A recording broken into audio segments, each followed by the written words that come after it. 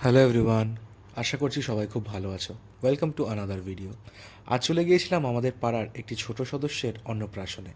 আজকের দিনে এই ব্যস্ততার কারণে একে অপরের সাথে দেখা হওয়াটা যখন উপলক্ষের সন্ধানে এসে দাঁড়িয়েছে, তখন এই ছোট ছোট অনুষ্ঠানগুলোতে দেখা হয়ে যায় অনেক আপনজনের সাথে। আমি অফিস থেকে এসে তাড়াতাড়ি রেডি হয়ে চলে গেলাম ইভেন্টে। গিয়ে দেখি বড়দাদাও চলে এসছে। আমরা অনেকক্ষণ গল্প করছিলাম। তারপরে এই গল্প করা শেষ হওয়ার পরে ইচ্ছা হলো পুচকুটার সাথে একটু ছবি তুলবো, but sadly he was very sleepy, তাই বৌদি ওকে ভেতরে নিয়ে চলে গিয়েছিল। তারপরে দেখলাম আমরা অনেকটাই লেট, আস্তে আস্তে অনেকেই খাওয়া দাওয়া করে চলে গিয়েছে।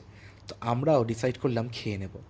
গিয়ে বসে পড়লাম একটা সিট খুঁজে, এবং দেখলাম আমাদের পাড়ার কিছু দিদি দাদা এবং ভাইয়েরা যাদের সাথে আমার ছোটোবেলার বেশ কিছু মুহূর্ত কেটেছে, তারাও আমাদের সাথে দেখা হয়ে গেল।